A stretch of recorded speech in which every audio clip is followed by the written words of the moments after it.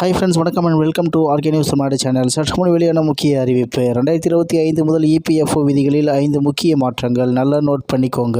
செய்தியை முழுமையாக கேட்கறதுக்கு முன்னாடி நம்ம சேனலை சப்ஸ்கிரைப் பண்ணலாம். சப்ஸ்கிரைப் பண்ணிக்கோங்க. மறக்காம பெல் பட்டனை கிளிக் பண்ணிக்கோங்க. அப்போ தான் நம்மளுடைய அப்டேட்டட் நியூஸ் உங்களுக்கு உடனுக்குடன் வந்து சேரும். தொழிலாளர் வருங்கால வைப்பு நிதி அமைப்பு, அதாவது இபிஎஃப்ஓ, அதன் கோடிக்கணக்கான உறுப்பினர்களுக்கான வழிகாட்டுதல்கள் மற்றும் கொள்கைகளில் சில முக்கிய மாற்றங்களை அறிவித்துள்ளது. இந்த மாற்றங்களில் பெரும்பாலானவை புத்தாண்டில் நடைமுறைக்கு வரும். இதன் மூலம் பல புதிய வசதிகளும் கிடைக்கும். இபிஎஃப்ஓ புதிய விதிகளின் முதன்மை நோக்கம் பிஎஃப் கணக்கு வைத்திருப்பவர்களுக்கு அதிக வசதியை வழங்குவதும் அவர்களின் ஓய்வூதிய நிதியை மிகவும் திறம்பட நிர்வகிக்க உதவுவதும் ஆகும். இந்த மாற்றங்களால் தனியார் துறை ஊழியர்கள் மற்றும் அரசு ஊழியர்கள் இருவரும் பயனடைவார்கள். இபிஎஃப்ஓ சந்தாதாரர்கள் தங்கள் கணக்கில் இருந்து எந்த நேரத்திலும் நிதியை எடுத்துக்கொள்ளும் வகையில் ஏடிஎம் கார்டை வழங்க இபிஎஃப்ஓ முடிவு செய்துள்ளது. இந்த ஏடிஎம் மூலம் பணம் எடுக்கும் வசதி 2025 முதல் 2026 நிதியாண்டில் அறிமுகப்படுத்தப்படும் என எதிர்பார்க்கப்படுகிறது. மற்றொரு முக்கிய மாற்றம் ஊழியர்களுக்கான இபிஎஃப் பங்களிப்பு வரம்பை நீக்குவதாகும். தற்போது ஊழியர்கள் ஒவ்வொரு மாதமும் தங்களது அடிப்படை சம்பளத்தில் 12% இபிஎஃப் கணக்கில் செலுத்துகின்றனர். இருப்பினும் இபிஎஃப்ஓ நிர்ணயித்த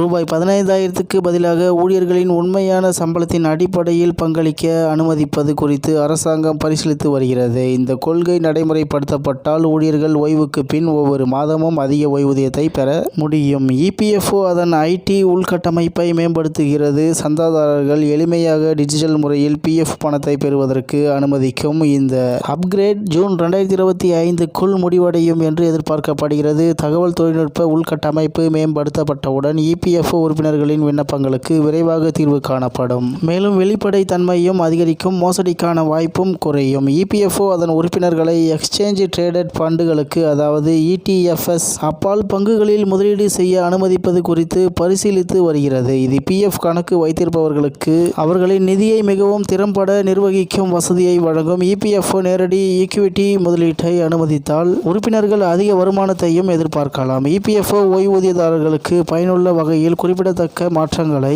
செய்து வருகிறது. புதிய விதியின் கீழ் ஓய்வூதியம் பெறுவோர் கூடுதல் சரிபார்ப்பு தேவையில்லாமல் நாட்டில் உள்ள எந்த வங்கியிலிருந்தும் தங்கள் ஓய்வூதிய தொகையை பெற முடியும். மேலும் எந்த வங்கியிலிருந்தும் ஓய்வூதியத்தை பெறலாம் என்ற நெகிழ்வுத்தன்மை இருப்பதால் காத்திருப்பு நேரம் கணிசமாக குறையும் என்று தகவல் வெளியாகி உள்ளது என்பது குறிப்பிடத்தக்கது. இத்துடன் இன்றைய முக்கிய செய்தி நிறைவு பெறுகிறது. மேலும் இது போன்ற செய்திகளை உடனுக்குடன் தெரிந்து கொள்ள ஆர்கே நியூஸ் தமிழ்நாடு சேனலுடன் இணைந்திருங்கள். நன்றி, வணக்கம்.